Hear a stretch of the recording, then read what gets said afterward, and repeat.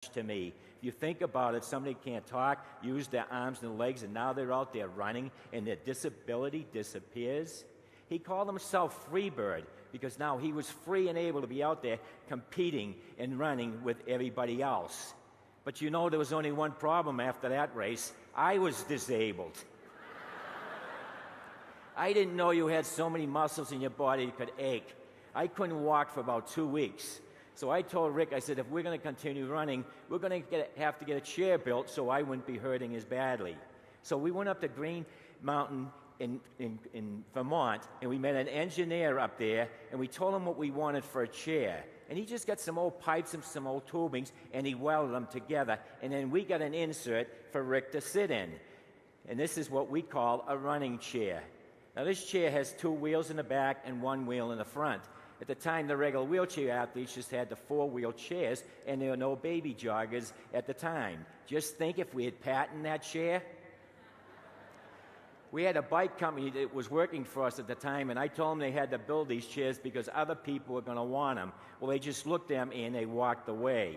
5 years later, they were all buying these baby joggers and selling them. But Rick and I were not thinking about that. That's all we were thinking about was getting a chair built so we could compete together. And this is what we call a running chair. We took our new running chair over to what we call our first official race, which was over in Springfield, Massachusetts. When we got over there, nobody come near us, nobody talked to us, and nobody wanted us in the race. But finally, the overall race director said that we could run. It was a 10K race, 6.2 miles. There are 300 runners in this race, and Rick and I finished 150th out of the 300 runners.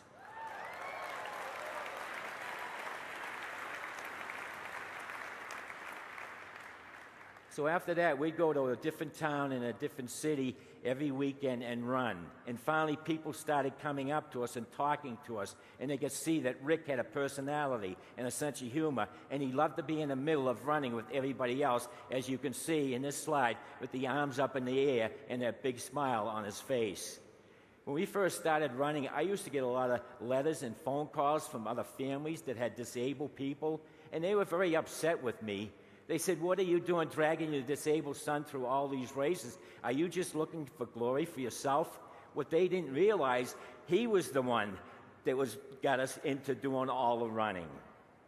That fall, Rick and I sat down and talked about what we wanted to do the following year, and we decided we wanted to run the Boston Marathon.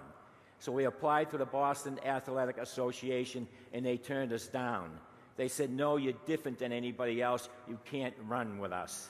But the Boston Marathon has a wheelchair division, so we applied through them. But they also turned us down, saying, no, you're different than us. You can't run with us.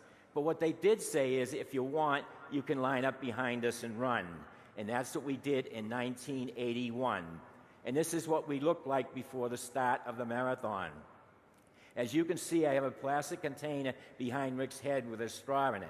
Well, we had a hard enough time getting into the marathon. We didn't want to cause any waves going in and out of the water stops. But think about this when you're out there running as hard and as fast as you can. Now you have to bend down, sip in a straw, and swallow water all at the same time. It really didn't work. I don't know if you've seen how chickens drink water, where they peck at it and sort of head back and swallow it. Well, that's what I felt like. But we've been in so many races now that we can get in and out of the water stops without causing any problems. And I attached a plastic water bottle to Rick's chair. Now, I don't know if you heard about marathons talking about hitting the wall when they're out there running. Well, I hit the wall at 22 miles. I felt terrible. I didn't think we were going to be able to finish it. And all the other runners were going by us, and they're patting me on the back, and their hands felt like they weighed about 500 pounds. And we actually did walk at the 22-mile mark for about 100 yards. But we ended up finishing our first marathon in 3 hours and 18 minutes, which beat 85% of all the other runners.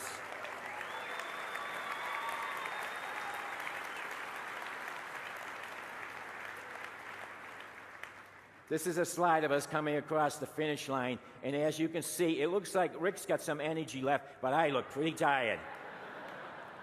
Even with that great time of 3 hours and 18 minutes, the BAA would not accept us as official entrants again in 1982 and 1983, even though we ran under 3 hours, a 2:58 and a 2:59.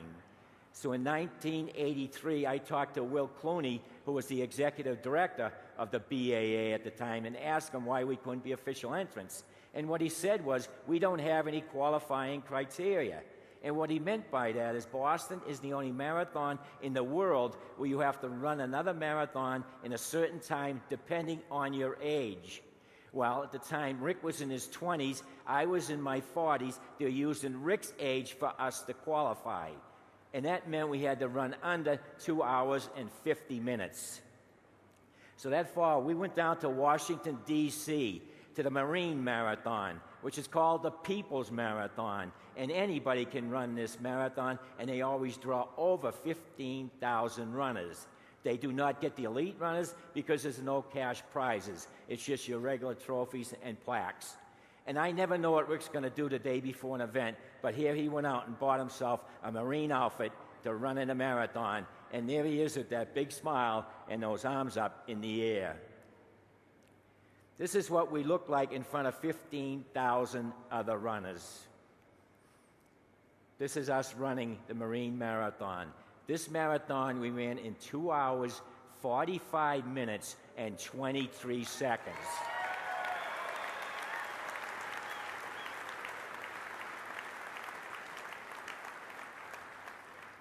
And that qualified both Rick and I for the Boston Marathon. We took our official certificates, submitted them to the BAA, and we've been official entrants ever since.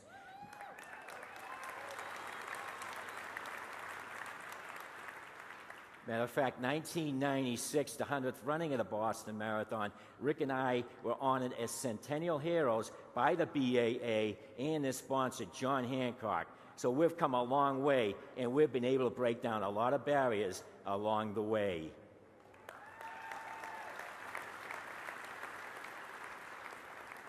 When Rick was much younger, he was very much involved in the Easter Seals program, where he'd go to the swim camps, the day camps, and the overnight camps, and then in the summertime, he'd go away for 2 weeks, and it really helped him to mature, and it was a lot easier for him to leave his family and go all the way into Boston to attend Boston University. So we dedicated our 25th running of the Boston Marathon to Easter Seals, and we were able to raise over $370,000, and every penny went to Easter Seals.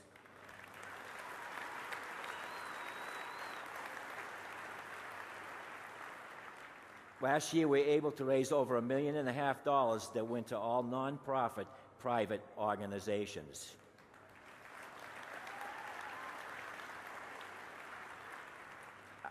Our best personal time for running the marathon is 2 hours, 35 minutes, and 17 seconds, which is only 1/2 hour off the world's record.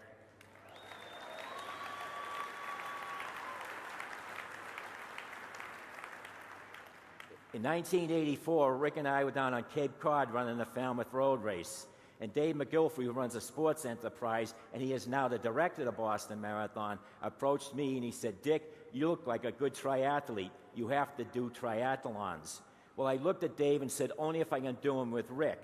Well, Dave looked at me as if I was crazy, and he turned around and he walked away.